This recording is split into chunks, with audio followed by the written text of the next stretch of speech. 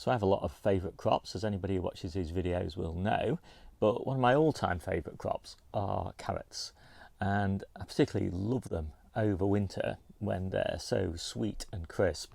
But we're kind of coming to an end now of the winter carrots, and we've got spring carrots just coming along now and starting to thicken up quite nicely. But what I really wanted to do today was sow my summer carrots. Now I'm sowing Mercurio, and they're a nice Nance type carrot, very reliable. I get mine from moles, mainly because I can get them pelleted, and I much prefer to sow pelleted seeds.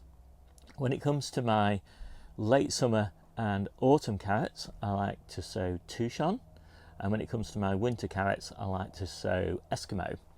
I do have a guide to growing carrots, which you can find linked in the description below. It goes through all the different sort of tips and techniques and things that I use to have carrots all year round. And anyway, but that is for another day. This video is just about sowing summer carrots. So before I start sowing those carrots, I just want to show you that I've got carrots here, which will be ready in May. And I've got carrots down here which will also be ready in May, and then underneath this fleece, because it's been a bit cold and windy, I've got 3 more successions of carrots, and they'll be ready in June, and then I've got more carrots at home to be ready in early July. So I've got loads and loads of carrots. So this is the new carrot bed, and this is all going to be for summer carrots, so basically July, August, and then that one at the end there will have Touchon in it, and that will be for September. And this bed, which has currently got the colettes in it, will get planted in June, and that will be all the carrots we'll use in late autumn and all the way through winter and into spring. So the way I do my carrots at this time of year is I just make a V with a piece of wood, just press that into the soil like that, and then I will put the carrots obviously down there in the bottom of the V and just squeeze the compost over the top. So I'll show you all this in a bit more detail. So as I mentioned, I'm planting Mercurio, and they're pelleted, and so it makes it really easy to space them correctly.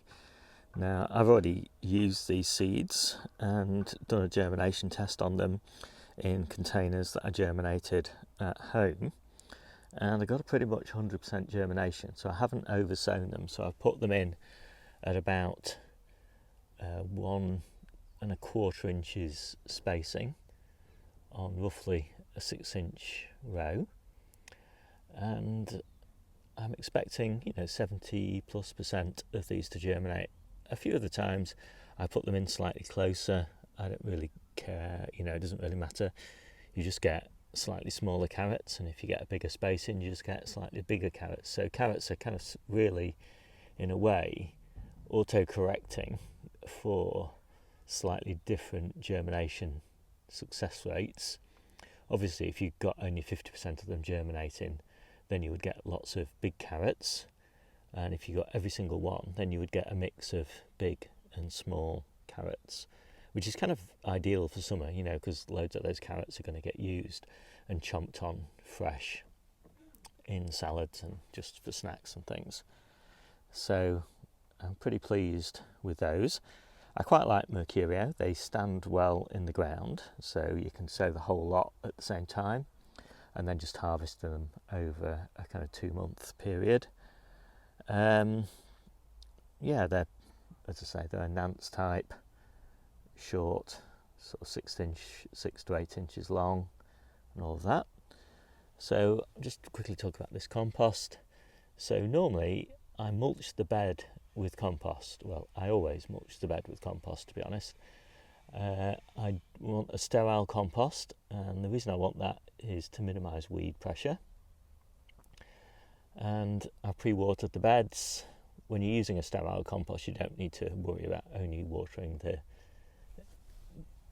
the furrow that you've made for planting, but if you're planting into soil that's got weeds in it, it's best to just pre-water the furrow itself so as to avoid weeds germinating everywhere in the bed. But of course, right now we're just looking forward to a week of rain, so it doesn't really matter if there's any weeds, they're going to germinate regardless. But because I've used a sterile compost mulch, hopefully I won't have any weeds germinating until they start blowing in from outside, and so that should make weeding a little bit easier in here. For the compost mulch, I normally use spent potato compost. As it happens, all my spent potato compost is unavailable right now because there's still potatoes in it, and so for this batch I've just used some seed compost that was on offer at the garden centre. So seed compost is always lovely and fine, it makes it really easy to sow into and doesn't tend to crust over. And so I'm just going to